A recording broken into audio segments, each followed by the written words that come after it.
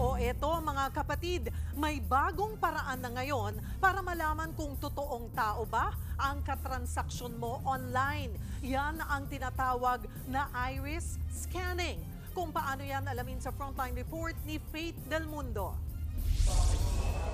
Hindi ito sinihan, wala ring anumang binibenta. Pero pinipilahan ang bahaging ito ng isang mall sa San Juan City. May libre kasing paskan dito ng mata ng tao. Gamit ang kamera ng orb, ini-scan ng iris o yung may kulay na bahagi ng mata. Para saan ba ito? Ayon sa kumpanyang World, ang iris scanning ay makatutulong para malaman kung totoong tao ang katransaksyon mo online. Lalo ngayon, laganap ang artificial intelligence o AI at mga deepfake. It's designed to help you solve for scams and deepfakes online. So it allows you to create an anonymous digital passport that you can use kind of like an advanced CAPTCHA, and it's meant to help humans navigate an AI world.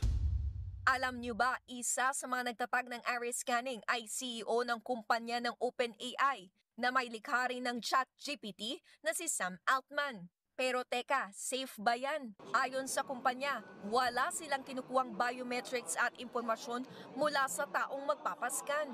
Hindi rin daw nila ini-store ang larawan ng nakunang iris.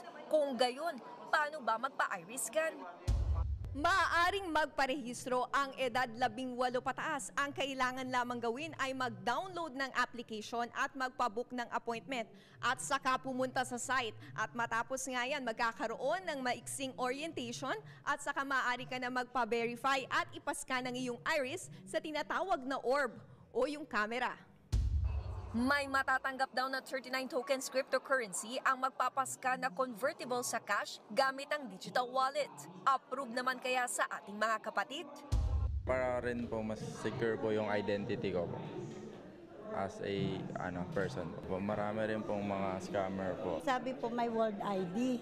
Excited naman din ako sa World ID. Kung magpunta ka sa ibang bansa, safety raw. Magkakaroon ng bawa, hindi ka ma-scam, ganun. Para din po maging safe, iwas ka sa scam na human po talaga yung kausap mo. Ayon naman sa Department of Information Communication and Technology o DICT, kung walang nilalabag sa data privacy ang iris scanning, makakatulong pa nga raw ito sa pagsugpo sa mga online scam. Posible ho na gamitin ho natin to na to verify yung mga gumagamit ng mga iba't ibang mga government systems, nag-on board sa mga government systems natin na tunay na tao itong mga to at hindi ito yung mga bots, hindi ito yung mga troll farms. Nagbabalita mula sa Frontline, Faith Del Mundo, News 5.